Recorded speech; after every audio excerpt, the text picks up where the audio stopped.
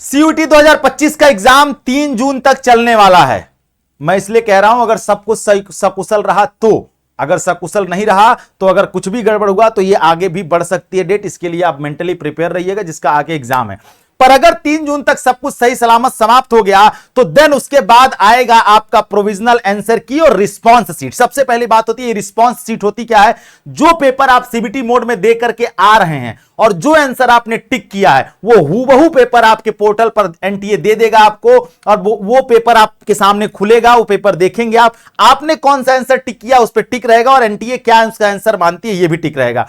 Provisional answer की भी देगी और साथ में रिस्पांस शीट भी देगी। उसके बाद का प्रोसेस क्या है, एनटीए ने जब नोटिस जारी किया था प्रोस्पेक्टस में तो उसमें लिखा था कि आपका जो है रिस्पांस शीट और आंसर की जो है वो आपकी वेबसाइट पर आएगा। पर कब आएगा, अगर मैं बात करूं एनटीए की 2024 में जो एग्जाम कराया था उन्होंने, लगभग वो 30 मई तक चला था और कुछ 1-2 री एग्जाम भी हुए थे तो लगभग 8-10 जून तक चला गया था वो।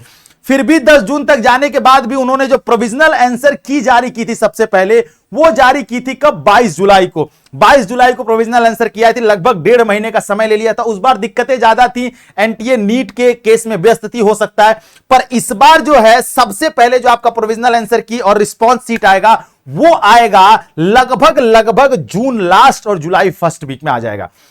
जब आपके पास रिस्पांस सीट आएगी तो आपको 1 दिन का समय देगा एनटीए कि जो क्वेश्चन आपको लगता है कि आपने सही किया और मैं उस आंसर गलत मान रहा हूं, आप उस पर क्लेम करिए। पर आपको बता दें हर क्लेम का पैसा लेती है एनटीए, 200 रुपया चार्ज करती है, 100 रुपया चार्ज करती है। इस बार कौन सा प्राइस रखेगी वो एनटीए डिसाइड करती है, ठीक है। तो आपको उस पर क्या करना होगा, चैलेंज करना होगा। बहुत सारे बच्चे करते हैं, अगर आप सही पाए गए तो आपको उसका नंबर मिलेगा और आपके साथ साथ सारे बच्चों को नंबर मिलेगा। देन उसके बाद जो है एनटीए अपना फाइनल आंसर की जारी करती है और जब यहां पे देखिए display on the final answer की, ठीक है, जब आपको एनटीए आपका फाइनल आंसर की 25 जुलाई यानी 22 जुलाई के बाद 2 दिन बाद 25 जुलाई को फाइनल आंसर की जारी कर देती है और आप जाकर के अपना आंसर की मिलाएंगे। और देन अब दिक्कत आएगी कि अब रिजल्ट कब आएगा, तो फाइनल आंसर की के बाद कुछ दिन का समय लेती है और देखिए 28 जुलाई तक रिजल्ट जारी कर दिया, मतलब 2-4 दिन के 10 दिन के अंदर ये सब कुछ कर देगी। तो अगर मैं प्रोविजनल आंसर की, फाइनल आंसर की और रिजल्ट इन तीनों को समराइज करूं तो लगभग जून लास्ट जुलाई फर्स्ट वीक में प्रोविजनल आंसर की,